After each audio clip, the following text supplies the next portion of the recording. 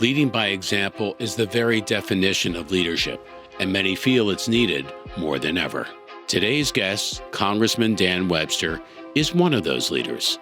Now the longest-serving elected official in Florida history, Webster returns money every year to the United States Treasury, including a good share of his own paycheck. And each time he does, it gives taxpayers a lift by knowing there's someone out there who's doing more giving than taking. From Ballard Studios in Washington, D.C., another episode of 13th and Park. We give you information, not a panic attack. I mean, look what's going on. I mean, my God.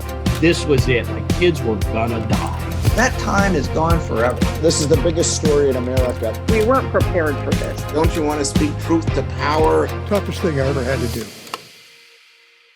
Dan, welcome to the show. Just for disclosure, we're old friends. We have done a lot of work together, really enjoyed most of it. I want to start with this. You are the longest-serving elected official in the state of Florida today. Going back to 1980, when Ronald Reagan was elected, you came into the Florida House. You then served as House Speaker. You were Senate Majority Leader. How important is your kind of experience today in the United States Congress, which tends to change quickly in terms of electeds and personalities, et cetera? How important is that as a bedrock of making sure that Congress has a chance, at least, to function well? If you're there a while, you get maybe a little bit taller. If you do, you can live a little bit above the undertow. There's always undertow in every legislative body. In legislative bodies in Utah and Florida and other places, and then in the United States Congress there is. But if you can rise above that, you can bring a little bit of sense to the process. Do other members look to you for that kind of experience? They say, hey, Dan, you've been doing this for a while. I'm new to this, right? Do they look to you for advice? Every day, actually. And it's good. I'm glad to give the information out and hopefully train somebody. So by reputation and by dint of deed, you are one of the most fiscally tight conservatives in the U.S. House, and you have been, frankly, your entire career. It must bother you every time you look at that thing called the debt clock and see that number spiraling out of control. I think the last thing I saw was it's over $34 trillion, which equates to over $100,000 for every man, woman, and child. How much does that bother you? And how much do you think we still have a chance to get our arms around this and make sure it doesn't get worse as opposed to better? Well, it's a big bother to me in a sense, because I don't believe in debt. I learned that from my dad, and he learned it from his dad. So my grandfather, my father, and now me, we did not have debt, and I don't have debt. And so the key, I've told people, is pretty simple. You have to spend less than you spent last year. And if it does that, you're reducing the deficit. That's what I want to do. That's what I've tried to do, called to do. That's why I've given back money from my salary. It's certainly not going to pay down the debt, but it's going to be at least a statement that says there's somebody here that doesn't believe in debt. Give me an example, Dan, of the kinds of things, maybe something we could roll back so that we're not spending more next year than we did last year. You've got to save money, and there are ways to do that. I was thinking about one of the things that happened to me when I was a freshman. There was a bookshelf on my wall that I didn't need, so I called the construction people, and they came and they took it down, and they left 4 little spots there that were where the screw holes were. I said, well, I'll just patch that up. No, we do that. We have spacklers, and they'll come and fix it. So they came and fixed it. Do you paint that? No, that's somebody else's job. So a couple weeks later, a painter's come and they painted it. And the whole process took about 4 weeks. That's waste. You've given back millions of dollars to the U.S. Treasury. In fact, every year you've been in office, you've presented a check to the Department of the Treasury reflecting what you think is the right thing to do in terms of your own salary. That is called leading by example. Is anyone else doing that? Not that I know of. There's a couple of people I shared it with. They said we should do that, but they didn't. And so that's just the way it is. I got a letter from Warren Buffett one year because he said on public TV that he would match any member of Congress who gave back part of their salary. So I thought, well, I did that. I'll send him a letter, told him I gave it back. He said, you got me. And so he said, I'll match it. I'm not going to do it anymore, but I'm going to do it this one time. I'll match what you gave back. And he did. So Warren Buffett matched it once, and then he said, okay, Yes. I've done that. I think you need to write Warren Buffett again and say, get with it. I'm still doing this all these years later, right? Yeah, maybe I should. There's a lot breaking in the news right now. American Airlines flight attendants are talking about striking as early as next week. As we look at record summer traffic, I think they're looking at 270 million American passengers on flights that are scheduled between now and Labor Day. There are 27,000 American airline flight attendants vying for more pay and other benefits. One of the biggest complaints is not having a pay raise in 5 years. New hire flight attendants at American Airlines start at $27,000 a year. The strike center set up this week includes an employee hotline, picket line materials, and other resources for flight attendants. Negotiations are expected to continue and eventually be handled by the National Mediation Board.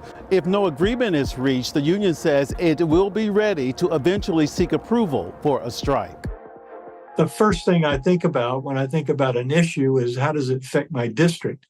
And so if we want to squeeze it down, Orlando is usually the number one final destination in the world because people come to our attractions. They love them. So right now, especially, they're planning their summer vacations. They've already got the tickets. They're ready to come. That is devastating to Florida. Their economic engine is hugely based on tourism. And because of that, if they don't come here, it's a problem, a big problem. Is this a place maybe where people within government help to encourage resolution here? Yes, we can and will. It affects our whole economy in Florida.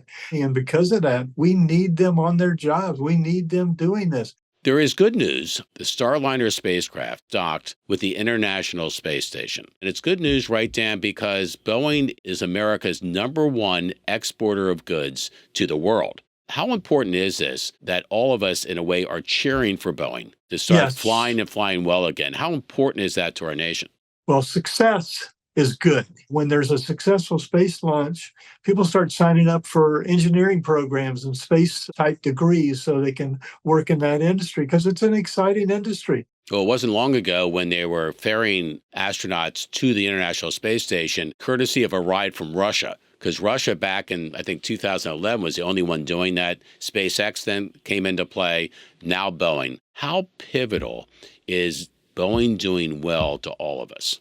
Boeing has a lot of cheerleaders, including a lot of elected officials who cheer them on because their success is our success. And we know that they have a lot of people, they have a lot of engineers, they have a lot of folks that work for them, and they try to do what they're doing. Sometimes they stumble, but in the end, they're the best. Dan, of everything that's on your radar, what other things are you looking at that this country should do or must do to really be back on its game? Well, I think that there is a big need, even though it's not glitzy, it's really important. And that is having infrastructure built in every single state, especially the growing ones, including Florida. You could raise gas tax, but that too is just dying. It keeps going lower and lower because number one, there are cars that don't pay it. Number two, they're getting more efficient, so they pay less. And then the idea of raising taxes is anathema. So I came up with a privately funded infrastructure bank for every single state.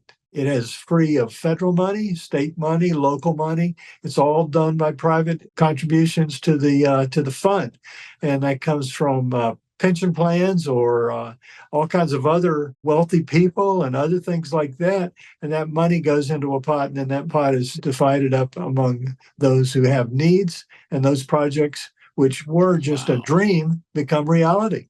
Wow, that sounds amazing. Is it making progress on the Hill, Dan? Yeah, it's bipartisan now, and we're sharing it with people. We hope to get a hearing. But isn't this something where we're addressing a challenge in a very powerful, positive way? This is the kind of thing where maybe all of us together, right, can get involved in this, support this financially, and all benefit from it. Yes, for sure. Again, we're not talking about raising any taxes. We're talking about raising infrastructure. And it's not just roads. It could be ports, airports, seaports. And so I've got at least in Florida, I got a lot of support. People come in because I tell them about it when they come see me. So if they're coming from my area, I let them know what it is. They want to know what my priority is. I said it's an infrastructure bank. And so anyway, I feel pretty good about it. So if we get our infrastructure up to speed and then some, doesn't that lift every ship? Doesn't that make our economy sounder? Doesn't that make people potentially more prosperous? Isn't that a complete win-win that America should use as a priority for the future? For sure. Because you think about it, if someone has a piece of property they like to develop, they can't do that without the infrastructure being there, without the roads being there, without the advancement there. And if it's not there, then their project's denied until it is. Well, if those can be speeded up by infrastructure dollars, then their project is going to be speeded up, and that means more jobs, more economy, more growth in the state. In our state, I can think of it and how good it is. We have a robust revenue stream of monies that gets spent every year on all kinds of local, state, and federal ideas that get funded.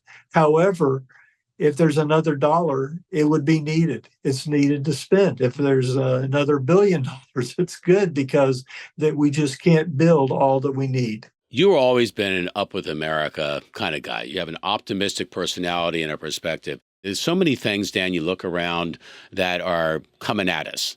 Do you think this country still has everything it needs to address those challenges successfully and have a future that we can leave our kids and grandkids that is worth fighting for?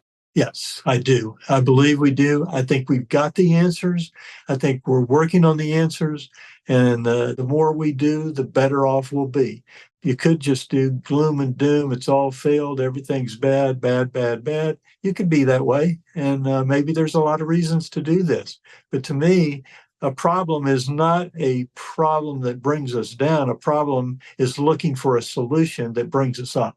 What's the most important thing do you think the U.S. Congress is working on today, Dan, to address one of these challenges beyond the things we've already talked about? Well, I think what they're working on is, in my opinion, the process. I have since the beginning said the process has been flawed. And because of that, the product's flawed in a sense. So for me, working towards regular order to me is finishing all 12 appropriation bills within the time frame. So before the end of the year, before the deadline, before September 30th, when all these stories about government shutting down pop up, the budget is done. The appropriation is done. All is complete, and we're ready to go to the next step, which is the next year. So, Dan, I have to ask, in a commercial, of course, that you started as your campaign, years ago, you drove a white pickup truck. Washington is spending money so fast, our children may need 2 lifetimes to pay it off. I'm Dan Webster. Here's what we do to fix it. 1, pass a balanced budget amendment. 2, lead by example. That's why I cut my own office budget, refused to travel abroad on the taxpayer's dime, and cut my own salary every year. I'm Dan Webster, and I approve this message because America's not broken, Washington is. Do you still have that pickup truck? I do. Matter of fact, I'm redoing it right now, but it's awesome. 1997 Ford F-150 pickup truck, and it's running, and it does a great job for me. I love it, and my wife wants me to get rid of it, so do all my kids, but I don't. I want to keep it. How many miles? You must be like 300,000 miles in that thing. Just about, yes. I'm right on the edge. So last question is, when's the next time Americans can expect to see Congressman Dan Webster presenting a check to the United States Treasury for money that you're giving back, which is completely different than what we're used to, which is, the money going the other way? Well, I tried to get them to take the money out of my salary up front. They can't do that. They constitutionally have to pay everybody the same amount of money. So it's at the end of the year, a given amount of money, take the check over to Treasury, turn it in. We get a little picture of the money and the check and all of that. And then that'll be probably in January. You give it actually literally to a person at Treasury? I do. And I bet that person changes by the years, right? Are they ever surprised that a United States congressman is coming in with a check, his personal check, to give money back? They were, the first time I did it, they were. Matter of fact, they whispered, they said, we can't let you do this because we're not set up to have a bunch of congressmen come over and give money back to pay down the debt. I said, well, it's not going to happen. I'm going to tell them, but it's not going to happen. After that, it became kind of a ritual. I come and they're excited about it. They showed me their place, all this history behind it. Now I'm accepted. Everybody knows why I'm coming. Don't even have to let them know. They know. Well, Dan, there's that old expression, leading by example. You've been doing that, frankly, since 1980 at every level of government. All I can say is the American people are cheering for you to continue to do that and that others will follow. Thank you so much. I appreciate it. It's been great being with you again, Dan. You take care of yourself. You too. Remember to subscribe today and hit the bell so you never miss another episode of the show with that trademark opener from Washington, D.C. It's 13th and Park.